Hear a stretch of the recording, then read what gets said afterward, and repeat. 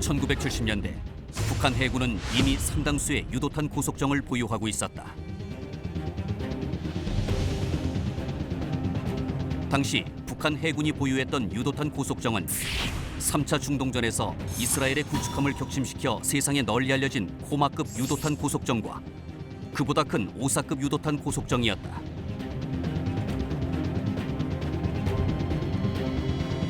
우리나라도 어로 지도선을 필두로 고속정 건조를 시작했으나 함정의 숫자에서 터무니없이 열세인데다가 국산 유도탄 고속정이 한 척도 없는 상황이었다. 우리 함정들이 이렇다 할 지원 없이 적의 유도탄 사정거리 안에서 작전을 수행해야 하는 처지에 놓인 것이다.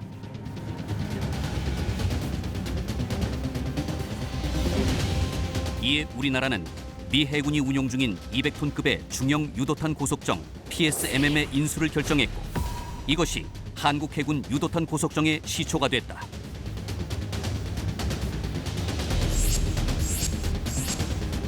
미국 방산회사의 선진 기술을 도입하여 얼마 후에는 그 회사와의 경쟁에서 승리하는 신화를 만든 PSMM 개발사, 그 위대한 이야기를 만나본다.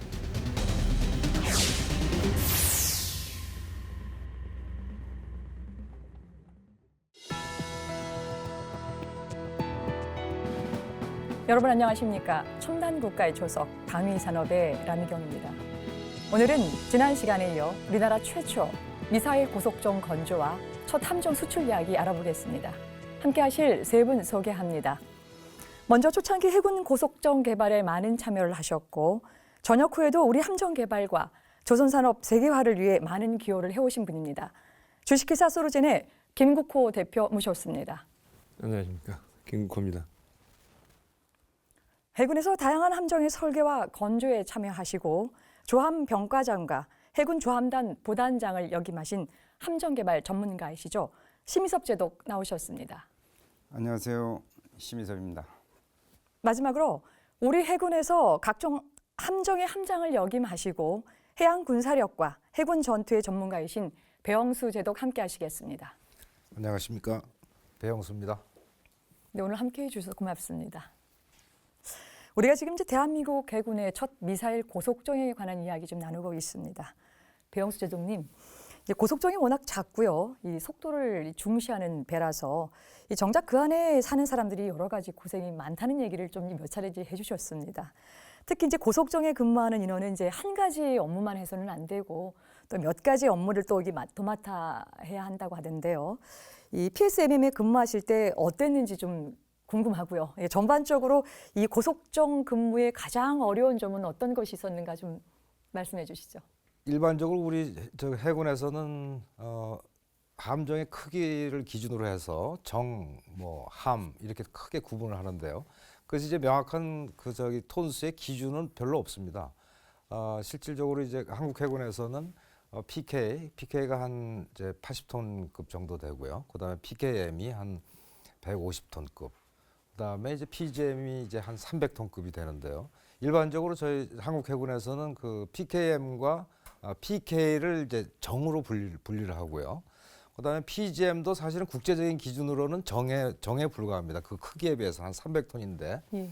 근데 당시에 이 PGM이라는 함정이 이전에 말씀드렸다시피 전혀 새로운 개념의 새로운 신기술을 적용을 했고 무기 체계도 그 유도탄이라는 하푼이라는 굉장히 장거리 유도탄을 탑재하다 보니까 상당히 좀 대우를 많이 받은 것이죠. 그래서 PGM은 우리가 정이라고 부르지 않았고 좀 더 관대하게 유도탄 고속함 이렇게 불렀습니다. 예. 근무 여건도 사실 나 교수님 말씀하신 거하고는 조금 반대 측면으로 말씀을 드릴 수가 있는데요. 당시까지만 해도 미 해군에서 쓰던 그런 함정들 갖다 도입해서 우리가 정비해서 이렇게 운영을 하다 보니까 사실 에어컨이나 이런 시설이 굉장히 거의 열악했습니다. 예. 거기다 PK나 PKM도 함정이 적다 보니까 그런 편의 시설을 승조원의 편의 시설을 제대로 해주지 못했고요. 그래서 여름에는 사실 해상에 나가면은 물에 떠 있더라도 이 가판이 굉장히 뜨거워져 가지고 사실 맨발로는 디딜 수 없는 정도로 그렇게 고열로 올라갑니다. 그래서 그러한 것들이 사실상 그 저녁에는 물론 이제 열대야와 같은 그런 현상이 애들 승조원들의 내무실에 있고요. 그래서 그 함정 생활이 상당히 그 힘이 들었는데 이 PGM에 들어오면서는 이제 그 각종 장비들이 그러한 이제 아날로그에서 디지털 형태로 바뀌면서 전자 장비들의 그 온도 유지가 굉장히 그 함정 성능에 굉장히 중요한 요소가 됐습니다. 그래서 이제는 승조원들을 위해서 그 에어컨을 이렇게 작동해 주는 것이 아니라 장비를 위해서 장비 온도에 맞춰서 계속 낮춰주는 거죠. 그러니까 그 한여름에도 그러니까 그 근무하러 갈 때는 그 겨울 잠바를 입고 근무해야 될 정도로 이렇게 이제 상황이 굉장히 바뀐 거죠. 그러니까 다른 당시에 한국 해군의 아주 극소수의 그 인원들만 이러한 PGM에 탑재를 하고 있었으니까 대부분의 다른 함정에 있는 그 승조원들은 PGM 승조원들을 굉장히 부러워했죠. 이렇게 시원한 곳에서 당시만 해도 우리 가정에도 에어컨이 거의 없었을 때니까 말이죠.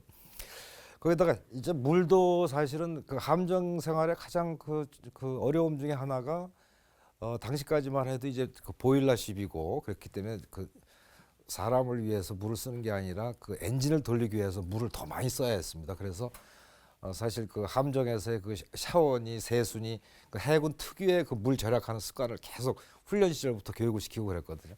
근데 이제 이 PGM이 들어오면서부터는 그러한 이제 기관 시스템도 완전히 가스터빈이나 디젤 엔진이나 이런 형태로 바뀌다 보니까 물 사정도 좀 좋아졌고, 그래서 정반대로 사실은 PGM 승조원들은 상당히 그 내무 생활도 근무 여건도 상당히 그 좋았다고 할 수가 있습니다. 나 교수님께서 말씀하신 이제 고속정 요원들에서 여러 가지 다양한 일을 해야 되는 그런 문제점들은 아마 이제 다음 시간 좀 그 상세하게 좀 소개를 드리도록 하겠습니다. 예, 일반적으로 이제 고속정이 이제 규모가 굉장히 이제 적기 때문에 내부에서 굉장히 고생을 많이 한다는 얘기를 이제까지 쭉 해갖고 왔었었는데 이건 좀 다른 또 개념으로 들어온 것 같습니다. 이제 다시 이제 PSM 우리 함정에 대해서 건조 과정에 대해서 좀 살펴봐야 할 텐데요. 심재동님, 처음에 이제 우리가 미국에서 이제 군원으로 도입한 제1차 우리 PGM 이제 요 과정 함정하고요. 또 이 국내에서 건조한 이 PSM 함정이 같은 건가요? 어떻습니까? 해군에서는 PGM으로 해서 같은 클래스로 운영을 했죠. 근데 두 배는 완전히 다른 겁니다. 다른 함정이죠. 앞에서도 약간 설명을 드렸는데, 그래서 이 군원으로 도입한 거를 PGM 1호선이라고 하면, 이 1호선은 미 해군의 PG-96함의 스탠다드함 미사일 발사 때 2기를 탑재했다 그랬죠. 이렇게 해가지고 그런 함정이고, 이후에 그 우리의 요구에 의해서 개발한 PSM 함정은 그 완전히 개념이 좀 다른 함정입니다. 그래서 우선 국내에서 건조한 함정은 PSM 1차 한 척, 다음에 2차 세 척으로 모두 4척입니다. PSM은 8척을 건조를 했지만 국내에서 건조한 그 함정은 4척입니다. 예. 그래서 이제 주로 다른 점이 추진 체계거든요. 그래서 PGM 1호선은 가스터빈인데 제너럴 엘렉트릭사의 LM1500 가스터빈하고 그다음에 커민스 디젤 엔진 2기를 갖다가 하나, 2개, 그러니까 3개의 엔진을 코데드라는 개념으로 장착을 했습니다. 요 디젤 엔진하고 가스터빈을 같이 써야 되는 그 시스템이 코데드인데, 최고 속력을 내기 위해서는 디젤 엔진과 가스터빈이 동시에 운영이 돼야 되거든요. 같은 리덕션 기아에 감속 기아에 물려서. 근데 이게 두 기관이 마력도 틀리고 또 기계적 효율이 틀리기 때문에 동시에 쓰는 데는 그 문제가 좀 있습니다. 그래서 개발은 40나트의 속력으로 했지만 40나트가 실제로는 안 돼서 운영은 실질적으로는 코도고, 그러니까 디젤 또는 그 가스터빈 이렇게 이제 운영을 했죠. 반면 PSM은 2,800마력짜리 아브코 라비코밍사의 TF35 가스터빈을 6대를 장착했습니다.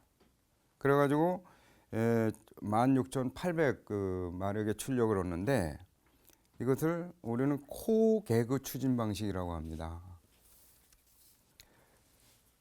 코개그 추진 방식이기 때문에 앞에서 설명한 코데드보다는 추진력과 가속 능력, 즉 최대 속력을 낼 때까지의 그 어떤 시간, 이런 가속 능력이 개선됐다고 보죠.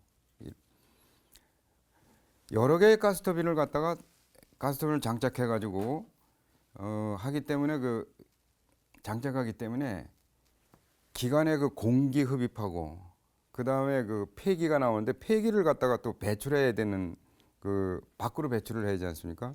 그래서 이런 배출 시스템이 바뀌게 되기 때문에 PGM 1호선과는 외형적으로 봐도 완전히 다르다는 것을 알 수 있습니다.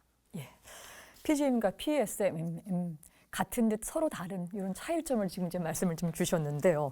그래서 이렇게 이제 미국에서 기술을 전수 받았다고 하더라도요. 실질적으로 이제 국내에서 이제 이 부분들을 건조하기까지는요. 일단 시스템 자체, 미사일이 탑재된 함정이다라고 하는 이런 기본적인 것이 조금 차이가 있기 때문에 어려움이 좀 많았을 것 같은데요. 이 국내 건조 과정에서 좀 어려운 점을 우리가 김 대표님부터 좀 한번 말씀해 주시죠. 예, 이 배가 알루미늄 합금으로 만들어진 배입니다. 알루미늄 합금은 용접을 해보면은 철판 용접보다 훨씬 힘이 듭니다. 이 변형률이 철판의 한 3배 이상 되기 때문에 용접해서 맞춘다는 게 뭐 보통 힘든 일이 아니에요. 처음에 여기 기술자들이 많이 가서 열심히 배우긴 했는데 너무 변형이 심해가지고 한참 동안을 이제 헤매고 있는 거를 제가 여러 차례 목격을 했었습니다. 이 용접도 용접이고 블록을 만들어서 2개 곡블록들 이렇게 합칠 때 보면은 끝이 뭐 울퉁불퉁해가지고 이걸 어떻게 맞추는가 싶은데 한국 사람들이 참 재주가 좋긴 좋은 게요. 불과 얼마 사이에 그거 다 컨트롤하고 척척 넘어가는 거 보고 여러 차례 놀리기도 했습니다. 그 다음에 또 이 어려운 게 알루미늄을 핸들링하는 과정에서 스틸이라든지 이런 거 접촉이 되면은 이 전위차에 의해서 알루미늄이 부식이 됩니다. 그래서 이거 배 전체를 만들 때 쇠하고 접촉이 되게 하면은요 알루미늄이 다 부식이 돼서 쇠 쪽으로 가서 들러붙는 거죠. 이거 뭐 배 수명이 굉장히 짧아지게 됩니다. 그래 비싸지만 스테인리스를 상당히 많이 써야 되고 그다음에 철판하고 맞닿는 부분은 다 패킹을 넣어가지고 다 이제 단절을 시킵니다. 이게 보통 그 힘든 일이 아니었어요. 근데 처음에는 현장에서도 잘 이해를 못 해가지고 적당히 넘어가려고 그러다가 계속 이제 감독관들이 지적을 하고 오니까 이제 드디어 터득을 해서 나중에 보니까 시키지 않은 구석에 있는 것까지 다 찾아서 제대로 잘 하더라고요. 참 굉장히 고마웠습니다. 그리고 앞서서 이제 배재덕께서도 설명하시고 그랬지만 이게 아날로그 시스템에서 이 디지털 시스템으로 바뀌면서 사격 통제 장치니 그러니까 함 운영하는 시스템이라든지 뭐 이런 것들이 전부 그 아주 고가의 전자장비로 다 바뀌었거든요. 바뀌고 기관 시스템에는 자가진단 시스템이라 그래가지고 저는 그때 처음 봤습니다만은 CCTV 같은 이런 TV가 딱 기관실 안에 위에 배치가 돼가지고 안에 무슨 문제가 생기는지 다 관찰도 하고 특별한 기계에 문제가 생기면은 다 알려주고 그리고 제가 설계 근무하는 사람들한테 들은 걸로는 뭐 셀프 다이아그노시스 시스템이다. 자가진단 시스템이라는 뜻이죠. 그 보고 참 신기해했던 생각이 납니다. 이렇게 전자장비가 많다 보니까 앞에 설명드렸듯이 기계의 원활한 작동을 위해서 온도 유지가 절대적이거든요. 배 안이 항상 시원하고 심지어는 뭐 여름에도 겨울 옷을 입었다고 말씀해 주셨는데 그 이외에 혹시 또 새로운 게 있으면은 배재도께서 조금 더 보충해서 설명해 주시죠. 예. 그럼 있으시면은. 그래서 저는 그러니까 당시에 초급 장교였죠. 초급 장교로서 이제 인수함 이제 작전관으로 이제 근무를 했는데 인수함이니까 이제 그 인수 시운전을 계속 하는 거죠.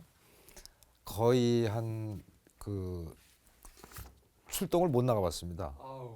1년 이상을 승조했는데 계속 매일 아침 출항해서 하루 종일 테스트하고 저녁에 들어오고. 그래서 그날 이제 그 작전관이 배에서는 그 함장 옆에서 항상 둘이 같이 다니지 않습니까? 그럼 그렇죠. 하루 종일 함장님하고 이제 함교에 올라가서 둘이서 이제 사격 그 연습을 계속 하는 거죠. 그래서 그날 사격이 좀 잘 되면은 함장님도 기분 좋으셔가지고 이제 기분 좋게 들어오고, 그날 뭐 또 하루 종일 허탕 치는 게 대부분이었습니다. 폭 한 발도 못 쏘고 그냥 나갔다가 하루 종일 그걸 갖다가 뭐 1년 동안 거의 계속 했으니까 그 H930이라는 네. 지금의 이제 전투 체계의 그 전신이죠. 그래서 그걸 바탕으로 해서 제가 알기로는 그래서 기술 도입을 해서 삼성항공이라는 그때 이제 그 회사가 만들어졌고, 그 회사가 이제 결국 그 삼성 탈레스까지 이어져 나와서 전투 체계 전문 회사로요. 그래가지고 아마 작년인가 금년 초인가 저기 한화 쪽으로 그 삼성에서 이제 그 매각한 것으로 그렇게 알고 있습니다. 근데 기관도 마찬가지였습니다. 하루는 이제 그날 저희 배가 좀 잠깐 쉬고 있었는데 조타실에서 이렇게 그 뭔가 이제 공부를 좀 하고 있었는데 부도에서 바로 옆으로 그 똑같은 우리 저 그 PGM 한 채 그냥 슝 지나가는 겁니다. 이게 바로 이제 여기서는 거의 정지하면서 이제 해서 이렇게 부두를 딱 계류를 해야 되는데 엔진이 정지가 안 돼가지고 그래서 깜짝 놀라 바깥에 나가 보니까 함장님께서 그냥 놀라가지고 위로 올라갔다 내려갔다 그냥 그 순간을 막 그러더라고요. 그래가지고 정면으로 그 당시에 그 육부들을 들이받는 걸 봤습니다. 그래서 야, 저거 배가 엄청 찌그러졌겠다라고 생각을 했는데 당시만 해도 거기가 이제 육부대였는데 그 축대로 이렇게 쌓여져 있었습니다. 네. 그때까지만 해도 축대가 다 무너졌더라고요. 그 부두가. 그래서 배는 얼마나 상했을까 이렇게 봤는데 정면으로 딱 받았는데 그 끄트머리만 조금 이렇게 들어간 겁니다. 그래서 야, 이 배가 엄청나게 튼튼하게 만들어졌구나. 그때 한번 그런 걸 느낀 적이 있습니다. 아마 그때만 해도 이제 이런 고속함, 고속정 이런 것은 필요에 따라서는 그 램밍 오퍼레이션을 합니다. 그러니까 충돌. 그러니까 나중에 이제 우리가 연평해전이나 이런 데서 이제 그런 것을 써먹은 건데, 그럴 때 대비해서 아마 용골 이쪽은 아마 굉장히 그 강력하게, 비록 저 알루미늄 배지만 그렇게 튼튼하게 아마 그 만들었던 걸로 이제 기억하고 있습니다. 근데 이제 최초의 우리나라의 이제 미사일 고속정이라고 하는 거에 그 의미를 또 찾을 수가 있겠지만요. 우리가 조금 더 한 단계 더 들어가다 보면은 결국 이제 PSMM급 함정을 건조하고 도입하는 과정이 결국 우리 해군의 함정 역사와 또 한국의 방위 산업에 있어서의 굉장히 큰 어떤 의미를 좀 가질 것 같거든요. 자, 그런 측면에서 이번에는 배영수 제독님께서부터 시작해서 이 부분을 좀 평가를 한번 해주시죠. 네. PGM이라는 이 함정은 그 여러 가지 그 의미 중에서도 이제 아까 저 미국에서 인수한 그 PSMM하고 그리고 한국에서 이제 다시 미국 타코마로 그 역수출을 한 그 PGM급하고는 사실 같은 급이지만은 전혀 다른 그 함정이라고 그 말씀을 드리는 것이, 이제 기본적으로 무기 체계가 완전히 틀리고, 그리고 이제 우리가 독자적으로 그 코리아 타코마에서 만들기 시작하면서는 탑재 무기 체계를 아주 심사숙고해서 새로운 것을 다 이제 그 선정을 하게 됩니다. 그래서 뭐 76mm 함포, 뭐 기관도 그렇고요. 그다음에 뭐 유도탄, 뭐 부포도 그렇고 전체적으로. 그래서 PGM이 우리 한국 함정의 장비의 표준을 제시하게 됩니다. 거기서.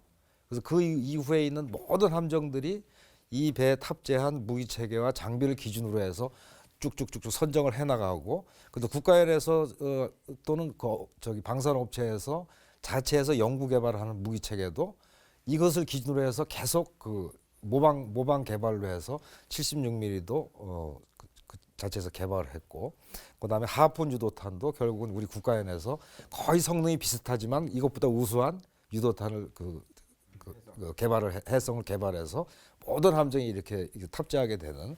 그래서 한국 해군 그 함정 건조사에서는 표준을 제시한 그런 그 함정으로서 그 의의가 있다고 말씀드릴 수 있겠습니다. 굉장히 또 중요한 또 어떤 이 바로미터가 될 수 있는 그런 네네, 역할을 또 네. 했었었군요.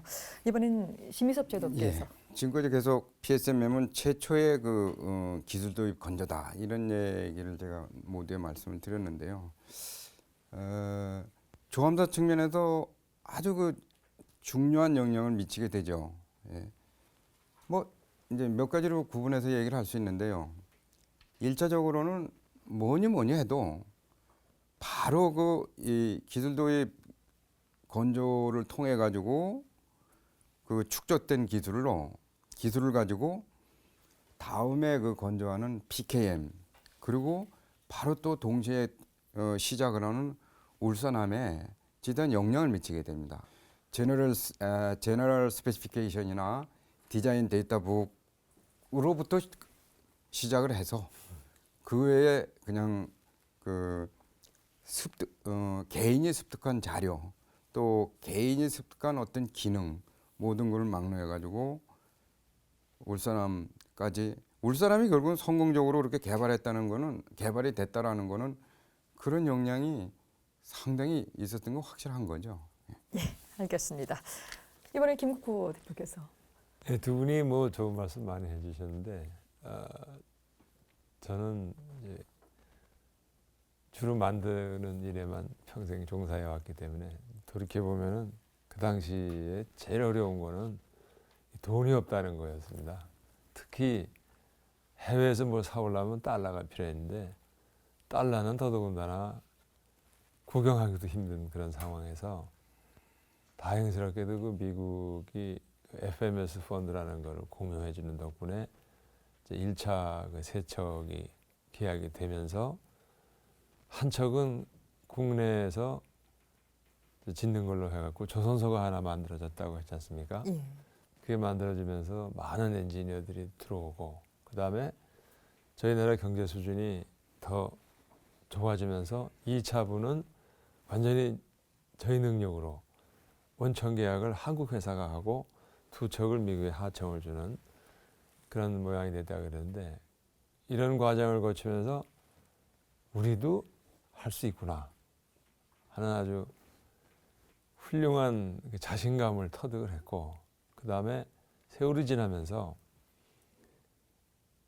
KTMI라고 하는 한국 회사에 많은 인재들이 모여들었고요. 이 사람들이 숫자가 늘어나고 경험이 쌓이면서 우리 힘으로는 이제는 뭐든지 다 할 수 있겠다 하는 자신감을 심어준 그런 계기가 된 것 같습니다. 지금 와서 생각을 해보면은 PSMM을 1차, 2차 발주했다는 건 어떻게 보면 이 콜럼버스가 미국 대륙을 발견한 것 같은 비슷한 그런 생각이 듭니다. 예, 다양한 각도에서 지금 말씀해 주셨습니다. 어떤 함정의 표준을 또 제시해주고 또 조함의 현대화 문제, 또 요즘 같은 경우에 또 이 경제적인 측면에서 일자리 창출이라고 하는 대거 또 여러 가지 어떤 좋은 점들도 많이 말씀해 주셨습니다. 잘 들었습니다. 여러분께서는 지금 첨단 국가의 초석 방위 산업을 시청하고 계십니다.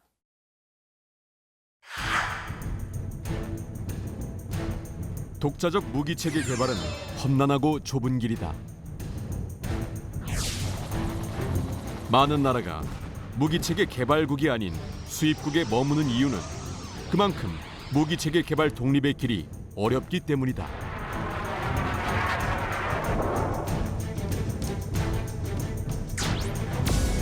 방위산업 선진국들은 무기체계는 팔아도 그 개발 기술은 팔지 않는다. 핵심 기술은 철저히 보호해 무기 수출국으로서의 기득권을 지키는 이른바 사다리 차기 전술을 고수하는 것이다.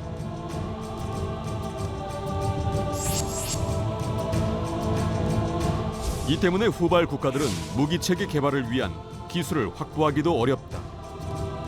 게다가 기나긴 시간과 엄청난 돈을 투자한다 해도 성공을 보장하기가 어렵다.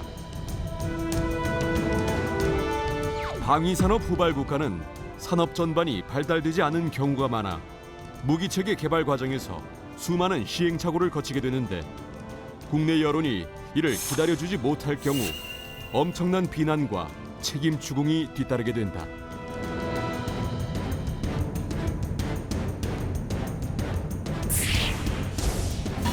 결국 이러한 위험 부담 때문에 많은 국가와 군대가 무기체계 개발 대신 무기체계 수입에 만족하는 것이다. 하지만 수입 무기체계에는 결정적인 한계가 있다. 강한 국방력을 건설하려면 자국의 군대가 요구하는 무기를 자국의 기술력으로 개발해서 배치해야 한다.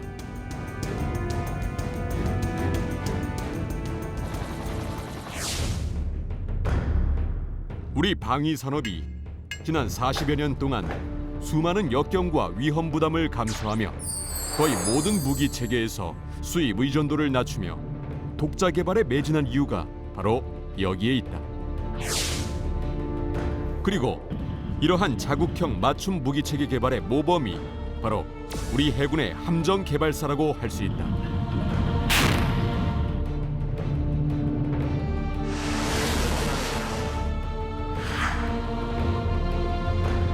북한의 오사급과 코마급 유도탄 고속정을 견제하기 위해 중형 유도탄 고속정 도입을 결정한 한국 해군. 우리의 PSMM 건조사에서 가장 주목할 점은 미국 타쿠마사와의 기술 도입으로 시작된 사업이 바로 그 기술 종주국을 제치고 인도네시아 수출권을 따내는 대역전극으로 이어졌다는 점이다.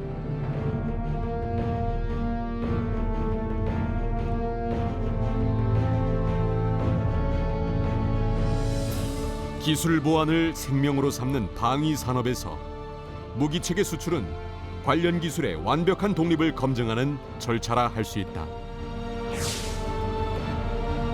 외국에 무기체계를 수출하려면 기술 저작권에 대해서 그 어떤 나라도 시비를 걸 수 없는 기술을 가져야 하기 때문이다.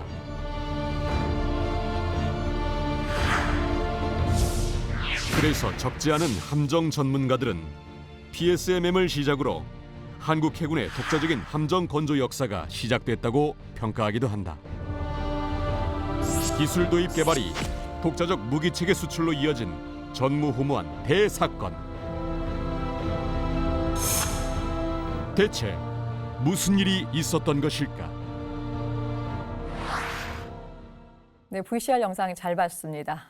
배영수 제독님, 이렇게 이제 드라마와 같은 과정을 거쳐서요. 결국 이제 PSMM급 함정이 이제 건조가 됐거든요. 아마 이제 제독님도 이제 처음으로 이제 거기서 이제 승선을 하셔서 이제 역할을 좀 하셨을 텐데요. 막상 이제 우리가 만든 이 PSMM급 함정 타보시니까 어떠시든가요? 당시 저는 이제 초급 장교로서 이제 배에서는 이제 최말단 장교였습니다. 그래서 뭐 특별히 무슨 뭐 초급 장교가 무슨 뭐 선택돼서 뭐 최신의 함정을 으로 뭐 선발돼서 갔다고 생각하지는 않습니다만은 함장님을 위시해서 하여튼 그 장교 뭐 부사관 할 거 없이 하여튼 최고의 멤버로 그렇게 이제 일단 거기에 배치를 했기 때문에 뭐 자부심을 갖지 않을래 않을 수 없을 정도의 그러한 이제 분위기 속에서 이제 함정에서 근무했습니다. 그리고 특히 이제 그 자부심을 가질 수밖에 없었던 것이 그런 이제 그 구형 함정에서 이 새로운 그 신형 함정 우리가 만든 이 배로 오니까 사실은 너무나 모든 것이 깨끗하고 그 당시에 이제 갑판도 이제 그 우레탄이라는 것이 처음 나왔던 것 같아요. 그 실내는 그런 걸로 이렇게 쫙 발라주니까 굉장히 그 안정감도 있었고, 그다음에 이게 저기 알루미늄 배기 때문에 승조원들이 이제 정비하는 개념도 완전히 틀렸습니다. 아까 이전 시간에 잠깐 말씀드렸습니다만은 진해 공창이 미국에서부터 저 인수해온 구형 함정들 정비하는 그 커다란 그 고물상 같았다고 제가 그런 표현을 드렸는데요. 그런 시각적으로도 그랬지만 청각적으로도 승조원들이 그 구형 함정들은 이제 해군 용어로 그냥 깡깡이라고 부르는 그런 정비를 하기 위해서 망치로서 하루 종일 그 두들겨 가지고 그 페인트와 녹을 다 걷어내고 그걸 칠해야 되고 하는 그런 근데 부도 자체가 하여튼 굉장히 시끄럽고 그랬습니다. 그런데 당시에 이 PGM이 계류할 수 있었던 그 육부들은 그것하고 조금 더 떨어져서 조용한 가운데 승조원들도 배 정비할 때도 항상 공구를 줘가지고 뭐 그라인더나 이런 것도 그 정비하는 것 자체도 이제 좀 깔끔하고 깨끗하게 이렇게 시작을 했었던 것입니다. 그러니까 하여튼 자부심이 뭐 대단했었죠. 거기다가 사실 그 이전에 제가 이 PGM 함정의 그 해양 안보적인 관점에서 잠깐 말씀드렸는데요. 당시에 그 우리가 굉장히 그 경계했던 것이 북한 해군이 갖고 있던 오사코마와 같은 유도탄 정예, 그다음에 이제 접촉해역 NLL 근처에서 그 지대함 유도탄의 사거리가 한 45마일 정도 됐습니다. 그러니까 우리 해군 함정들이 그 NLL이 그 안쪽에 있기 때문에 NLL을 방어하기 위해서는 그 유도탄 사거리 안쪽에서 아무 후방 지원이 없는 상태에서 그냥 그 작전을 해야 했습니다. 그래서 이 PGM이 나온 다음부터는 PGM을 그쪽에 전개를 해서 장거리 그 하푼 유도탄으로 거기를 갖다 엄호해 줄 수 있도록 그 뒤쪽에 이렇게 배치를 했습니다. 그러니까 아주 자부심이 뭐 대단했었죠. 그래서 당시에 처음으로 그래서 이제 PKM들이 이제 간첩선도 이제 조금씩 뭐 잡아나가기 시작하고, 그다음에 접촉해역에서는 PGM이 또 이러한 그 유도탄 그 작전도 수행하고 이렇게 하면서 이제 전투 의식도 고양시키고 뭐 그러느라고 이제 처음으로 이제 고석정 그 승조원 이제 그 엠블렘도 만들어서 전부 다 달아주고 할 정도였으니까 뭐 저 스스로도 많은 자부심을 느꼈고 그 또 인위적으로도 또 그 자부심을 많이 느낄 수 있도록 그렇게 분위기를 많이 조성해 주었었던 것 같습니다.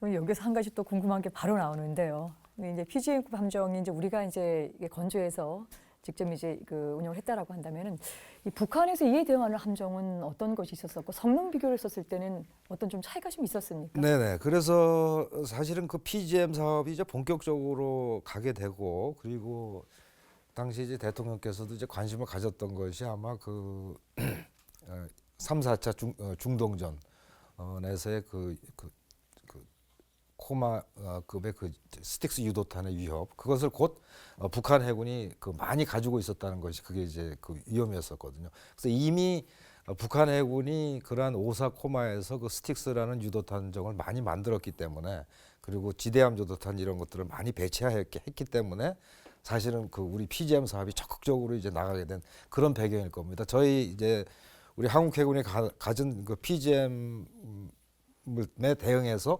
북한 해군이 그러한 함정을 갖추게 된 것이 아니고, 이미 당시에는 그 북한 해군이 엄청나게 많은 그 전력을 이미 갖추고 있었습니다. 그래서 거기에 대응하기 위해서 오히려 일단 코마급에는 스틱스가 이제 2발씩 이제 탑재를 하고요. 그리고 5호사급에는 스틱스 4발을 탑재를 했습니다. 그 PGM에는 그래서 그 사실은 우리가 그 당시만 해도 저기 김국호 선배님도 말씀하셨지만은 그 당시에는 달러가 그렇게 많지 않았기 때문에 해군력을 갖다가 PGM도 많이 가질 수가 없었습니다. 척수로서는 북한 해군을 감당해내기가 너무 어려운 상황이었습니다. 그래서 PGM에다가 최대한의 그 유도탄도 많이 탑재하고, 그래서 척당 이제 4발까지 하푼을 탑재를 했고, 그리고 스틱스보다 장거리 원거리에서 한 3배 정도 원거리에서 작전을 할 수 있는 그런 이제 유도탄을 이제 탑재함으로써 그 척수 그 열세한 척수를 갖다 좀 보완할 수 있도록 하는 그러한 전략으로 이제 사업이 추진됐습니다. 네, 결국 이제 북한의 이제 오사코마급 함정에 대응하기 위해서 지금 만들어서 거기에 대한 것들을 역할을 했다라고 이제 말씀을 주셨는데요. 그럼 이제 구체적으로요, 우리가 이제 우리 해군에서 이 이제 PSMM급 함정을 주로 어떻게 활용을 했고 어떤 역할을 이렇게 그래서 아까 잠깐 말씀드렸습니다만은 이제 그 당시에 이제 중요한 그 해상 작전의 임무가 크게 2가지로 나눌 수가 있습니다. 하나는 당시에 간첩선들이 전 해안에서 출몰을 했습니다. 굉장히 많은 간첩선들이 침투를 했고요. 그래서 그 간첩선에 대한 대응 작전은 다음 PKM 우리 시간에 좀 설명을 드리기로 하고요. 그리고 다른 작전 하나가 결국은 지금도 지속되고 있는 그 접촉해역 NLL 방어 작전입니다. 그래서 그런데 그 북한 해군이 이 지리적으로 NLL이라는 것이 특히 서해에서 굉장히 그런 위험성이 있는데요. 그 북한 지역이 상당히 그 외해 쪽으로 나와 있지 않습니까? 그러다 보니까 사실 우리 한국 해군 함정들은 그 결국 그 북한 해역 쪽으로 가까이 붙어서 작전을 해야 되는 그러한 지리적인 지정학적인 그런 상황이었습니다. 예. 그렇다 보니 이제 그 이 피잼이 나오고 나서는 그 안에서 작전하는 그 우군 함정들 지원하기 위해서 약간 후방 쪽에 그러니까 북한의 그 지대함 유도탄 사거리 바깥에 그쪽에 전개를 해가지고 거기서 이제 원거리 그 하푼 유도탄으로 지원 작전을 실시할 수 있는 그것을 저희들이 그래서 초수평선 작전이라고 그러거든요. 그래서 60마일 해상에서 그 당시 하푼이 한 64마일 정도 됐습니다. 해상 마일로 수평선이 한 12마일 정도 되니까요. 굉장히 원거리죠. 원거리에서 보이지 않는 표적을 향해서 이제 그 공격하는 그런 작전들을 그때 이제 막 개발해서 이제 적용하고 그랬습니다. 김 대표님, 그런데요, 저희가 이제 PSMM 그 함정을 건조하는 동안요, 이제 기술을 습득해서 우리 배를 만들었다라고 하는 것도 굉장히 좀 자랑스러운데요. 이제 유사한 이 초계함을 만들어 가지고 또 인도네시아 이제 수출했다는 얘기를 또 들었습니다. 네, 맞습니다. 근데 거기에서 보게 되면은요, 이 함정 건조를 시작한 지 역사도 굉장히 미천한데요. 어떻게 이렇게 만들어 나갔는가라고 하는 점도 궁금하지만 한 가지 여기에서 과연 그 당시에 미국이 기술을 받았던 그 상황에서 미국이 그렇게 수출까지 하는 거에 대해서 그냥 달갑게 보고만 있었는지 궁금합니다. 아이, 절대 그랬을 리가 없죠. KTMI에서 쭉 감독관 생활하면서 많은 사람들이 제가 누군지를 알게 되고 하니까 뭐 전역하기 전부터 저는 그냥 KTMI 사람이 거의 되다시피 해서 무조건 거기 들어오라는 겁니다. 그 전역과 동시에 이제 그 회사 들어가서 저의 경력은 그대로 지속이 됩니다. 2차분 그 계약 말씀이 나오는데 그때 저는 민간인이 됐습니다. 그래갖고 KTMI 직원의 신분으로 미국의 지사에 파견이 됐어요. 자, 파견된 거는 그 앞서서도 말씀드렸습니다만 우리가 5척을 계약을 해서 원청 계약자 입장에서 미국 TBC에다 2척을 하청을 줬는데 하청 플러스 또 조건이 있습니다. 우리는 선박용 그 관련된 기자재를 살 능력이 없기 때문에 미국 타쿠마 조선소에서 한국이 짓는 필요로 하는 모든 선박용 기자재를 다 미국이 사서 보내주는 것으로 이제 계약이 돼 있었고 우리는 거기에 서비스 차지를 몇 퍼센트 이제 주는 거로 돼 있습니다. 저는 거기 가서 도면 그린 거 챙겨서 보내고 한국의 공정표 쫙 봐서 딱딱 타이밍 맞춰서 장비 받으면은 선적해갖고 다 본사에다 보내고 지사에서 이제 제가 그런 일을 했습니다. 그래서 이런 일을 하다가 77년에 귀국을 하게 됐습니다. 귀국을 했더니 연구개발부를 만들어서 저를 그 연구개발부 총책임자로 이제 앉힌 거예요. 그래 그동안에 미국 가서 배운 것도 있고 장비 사면서 장비에 대해서 또 공부한 것도 있고 그 연구개발부에 좋은 사람들이 많이 들어와서 이제 이 사람들과 이제 더불어서 어떤 일을 할 것인가 하는 이런 생각을 하고 있는데 마침 인도네시아에서 국제 입찰이 뜬 겁니다. 딱 크기가 우리 배하고 비슷한데 제가 평소부터 이 게스트빈 6대 들어가 있는 주추진 시스템이 아주 마땅치가 않았었어요. 거기다가 얘기를 들었더니 뭐 그 주추진 계통에서 생기는 여러 가지 문제 이런 것들이 의외로 많이 들리더라고요. 그래 그때 조선소 안에 해군들이 굉장히 많이 와 있었거든요. 우리는 계속 만드니까 그래서 그분들한테서 얘기를 들으면서 아 이게 문제가 확실히 있구나 해서 기회가 되면 나는 이 배를 어떻게 디자인을 임프루브 시킬까 이거를 이제 그때부터 공부를 막 했어요. 타이밍이 참 절묘하게 들어맞은 겁니다. 그래갖고 우리는 엔진 시스템을 바꿨어요. 물론 선형도 다 바꿨습니다. 바꿔가지고 일단 응찰을 했죠. 인도네시아에 국제 입찰에. 그때는 조치진 시스템을 코 도구로 바꿨습니다. 디젤을 쓰거나 혹은 가스터빈을 쓰거나 그때 LM1500에서 2500이 나왔을 때예요. 그래서 LM2500을 주추진 기관으로 해가지고 프로포zal 만들어서 했더니 미국 TBC가 거기 응찰을 한 거예요. 우리하고 둘이서.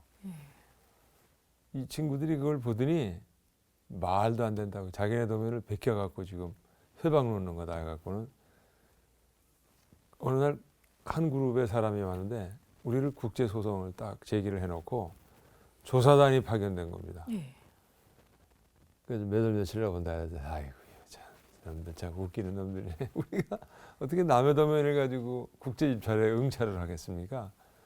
그래서 딱 준비해놓고 있다가 조사단이 왔을 때 이제 정중하게 맞이해서 두 도면을 딱 놓고 미국 TBC에서 그린 그림과 우리 그린 그림의 차이가 뭔지 이거 완전히 다른 배거든요. 배 길이도 일부러 1m 이상 늘렸습니다. 그것도 다르지. 주추진 시스템이 바뀌니까 격벽 위치도 바뀌죠. 아니거든요. 그랬더니 아무 소리도 못하고 다 퇴각을 하고 그 국제재판소에 제소했던 거는 금방 기각을 하더군요. 그래서 일정 시간이 지나서 뚜껑을 딱 열었더니 우리가 낙찰이 된 겁니다. 만드는 거야 뭐 비슷비슷한 배니까 똑같은 알루미늄이고 알루미늄 용접은 벌써 두 척을 만들었으니 배울 건 다 배웠고 전혀 문제가 없었어요.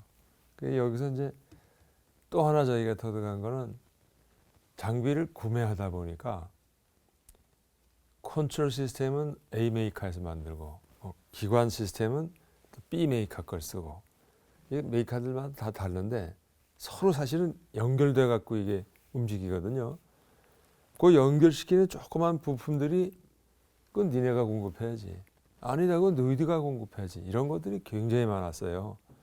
그 PSMM 건조 과정에서 제가 그걸 많이 겪었는데 아예 이 인도네시아 배 할 때는 인터페이스 미팅이라는 걸 딱 만들어 가지고 관련된 시스템 메이커 엔지니어들을 다 초청을 해서 그 자리에서 이건 네가 공급해, 이건 네가 공급해 아주 딱 경계를 딱딱딱 분명히 지어줬더니 나중에 현장에서 일체 문제가 안 생기더라고요. 그래서 오히려 인도네시아 수출하는 배를 만들 때가 PSMM 배 건조할 때보다 훨씬 더 쉽게 만들었어요.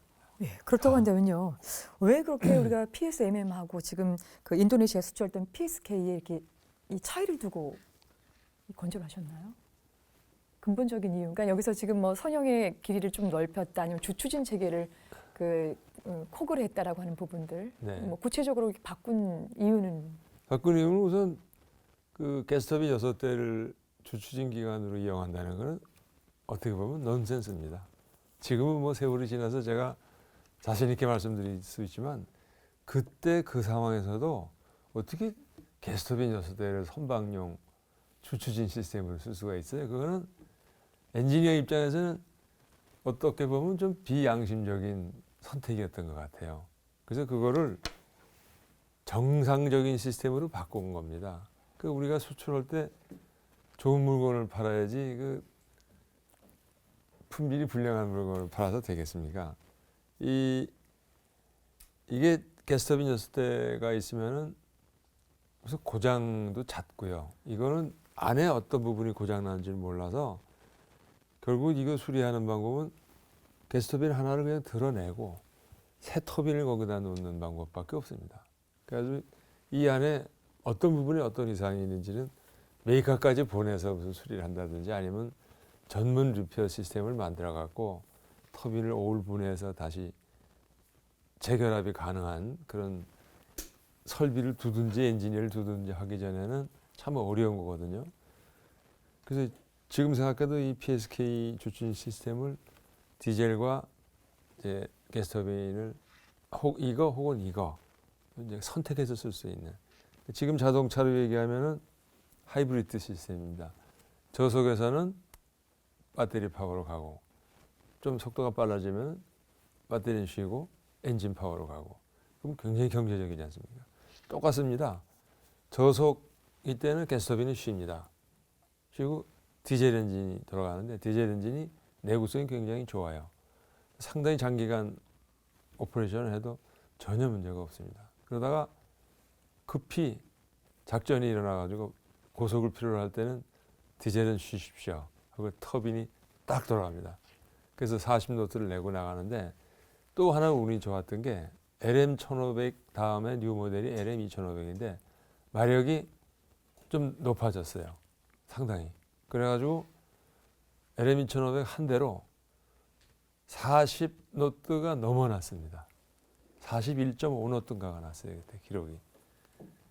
그게 그 당시 진짜 획기적인 그 디자인이 됐고 그 코도구 시스템이라 그러는데 그 이후에 우리 해군에서 건조한 함정의 그 주추진 시스템에 코도구 시스템을 많이 적용을 했습니다. 결국 이제 기술의 이제 진보 과정이었었고 이제 그것보다 좀 더 나은 이런 그 함정을 건조한다라고 이제 그 의지가 좀 담긴 것 같은데요. 근데 이제 우리가 이제 PSMM 건조할 때는 어쨌든 미국의 기술을 좀 그 도입해 왔었었는데 이제부터는 정말 단독의 이런 기술로 이제 갔어야 되는 이런 상황이 됐었었고요. 실제 이게 짧은 기간 동안에 고난도의 함정을 건조한다는 것이 그리 쉬운 일도 아니었을 테고 또 필요한 또 이런 자재 같은 것도 굉장히 많이 좀 있었을 것 같은데 어떻게 해결하셨습니까? 장비를 사는 것도 대단한 기술입니다. 그래서 초기에는 미국 사람들이 이제 장비를 사서 우리한테 주면 저한테 넘기는 서류가 구매 요구서. 구매 요구서 안에는 구매에 필요한 모든 정보가 그 요구서 안에 다 들어갑니다. 예. 그게 메이커에 제시가 되고 그 다음에 물건이 들어올 때는 뭐가 얼마 인보이스가 들어옵니다. 그 인보이스 사본을 우리한테 줘야 돼요. 그럼 우리는 인보이스가 예를 들어서 20만 불이면 20만 불을 결제를 해주고 서비스 차지를 거기다 몇 퍼센트 더해서 이제 주는 겁니다. 그러다 보니까 굉장히 많은 인포메이션이 저한테 들어오는 거예요. 아, 이 장비는 어느 메이커에서 사는구나. 요거는 어디서 사는구나. 볼트나트는 이런 데서 사고, 요런 건 여기서 사는구나. 자료가 굉장히 많이 이제 누적이 됐어요. 그리고 이 미국 친구들이 그때 컴퓨터 시스템을 이제 어플라이하기 시작했는데 그걸 다 프린트아웃을 해가지고 전체 리스트도 저희한테 주고 이게 그때 제어가 잘 안 될 때예요. 갓 컴퓨터를 도입을 해갖고 아는 사람도 있고 모르는 사람도 있고 막 이럴 때입니다. 그러니까 저한테 오지 않아도 되는 정보까지 막 와요. 저는 그냥 그걸 받아보는 겁니다. 그 친구들의 목적은 딱 하나입니다. 자기네들이 사서 우리한테 공급한 장비 가격 플러스 서비스 차지를 빨리빨리 받고 싶은 욕심에 자료를 다 주는 거예요. 그래갖고 내부적으로 의논해서 이거 우리는 아무래도 TBC하고 관계를 끊고 우리 스스로 독립을 해야 되는데 차제에 장비를 구매하는 계열사를 하나 미국에다 만들자. 그래가지고 몰래 회사를 하나 만들었습니다. 그게 UPTC라는 회사예요. 유니온 퍼시픽 트레이딩 컴퍼니라고 해가지고 타코마 시내 별도로 회사를 만들어서 거기에 별도 사람들을 고용을 해갖고 저는 혼자서 TBC 조선소에 지사를 딱 지키고 있고 시내 가운데는 별도의 사무실을 만들어서 UPTC라고 하는 회사를 하나 운영을 했습니다. 거기에서 우리가 사기 시작하고 TBC를 통해서 사던 걸 하나씩 줄이기 시작했어요. 그래가지고 마지막 한 몇 년은 다 UPTC가 사서 공급을 했습니다. 그러고 나서 좀 구매 능력이 생겼을 때 인도네시아 배가 딱 계약이 된 거예요. 뭐 거의 장비가 비슷비슷하고 하니까 UPTC를 통해서 아주 재미있게 잘 그 구매를 할 수가 있었습니다. 이 함정 건조 능력도 능력이지만 자재 조달 능력도 대단한 능력인데 그때 이 PSMM을 통해서 이 두 마리 토끼를 동시에 잡은 것 같은 생각이 듭니다. 그야말로 이제 역사적인 첫 함정 수출인데요. 여기서 궁금한 게 이제 우리가 만든 그 PSK를 이제 인도네시아 해군이 이제 받고 쓰게 되잖아요. 네. 그랬을 때 인도네시아 해군의 반응은 어땠습니까? 성공적이었겠죠? 예, 뭐 저희도 그때 해군력이 뭐 참 일천했습니다만은 동남아시아 국가는 한국보다도 뭐 전쟁 위험도도 낮고 사실 이렇게 그 팬시한 배를 가질 이유가 있겠나 싶은 그런 생각도 들었습니다.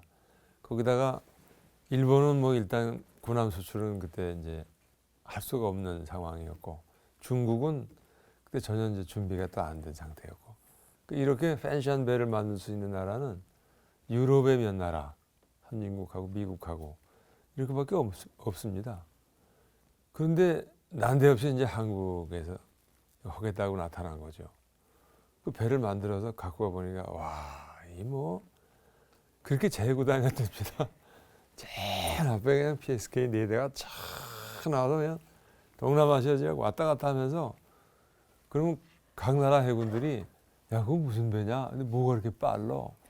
그 뭐 사격 훈련 같은 거 하면서 우린 이런 것도 있고 저런 것도 있고, 그래가지고 이게 저희도 모르는 사이에 동남아시아 국가에 엄청난 광고가 됐어요. 그 저희는 이 내척을 수출한 게 뭐 대한민국 역사상 처음이기도 하지만 엄청난 광고주를 한번 모신 거고 또 같은 효과를 봤다고 생각이 됩니다. 이렇게 이제 수출의 첫 물꼬를 텄으니 이제 더 많은 시장을 개척할 수 있는 또 기회가 됐을 것 같은데요. 특히 이제 동남아 국가 이제 지정학적으로 보게 되면 많은 국가들이 이제 해양 국가이기 때문에 이런 또 그 인도네시아 이후에 또 다른 국가들이 또 함정을 또 필요로 할 텐데, 혹시 이후에 이 수출은 어떻게 좀 진행이 뭐 됐습니까? 계속 이제 줄을 이었는데요. 인도네시아에 수출한 그 PSK가 진짜 인기가 좋긴 좋았던 것 같아요. 하여튼 동남아시아 이 나라 저 나라에서 계속 문의가 이제 쇄도를 했는데, 그것도 또 그거고, 배를 이제 수출하게 되면은 배만 만들어서 주는 것이 아니고 처음 만드는 물건이니까 작동법까지 다 가르쳐 줘야 됩니다. 그래서 승조원들이 배 인수하기 전에 우리나라에 오면은 이론 교육을 시키고, 그 다음에 배에 올라가서 각 시스템을 어떻게 작동시키는지, 이걸 눌러서 이걸 틀고 이렇게 하고 밟으면 잠그고 열고 다 일일이 설명을 해줘가지고 자기네들 스스로 이걸 오퍼레이션 할 수 있게 레벨업을 시켜줘야 돼요. 그러면서 인간적으로 친해집니다. 친해지면은 지네들이 또 뭐 한국 물건을 뭐 사가고 싶은 게 있다고 그러면은 시장까지 또 안내를 해요. 그럼 그때 자전거, 오토바이, 뭐 육아용품 뭐 해가지고 마산 시내에 있는 가게 전체를요 거의 다 비웁니다. 그래서 배에 그냥 다 구석구석에 물건을 실어가지고 가고, 한국 노래를 또 그렇게 좋아해가지고 그 카세트 테이프도 사가지고 가고, 뭐 한류의 시작이었던 것 같기도 하고요.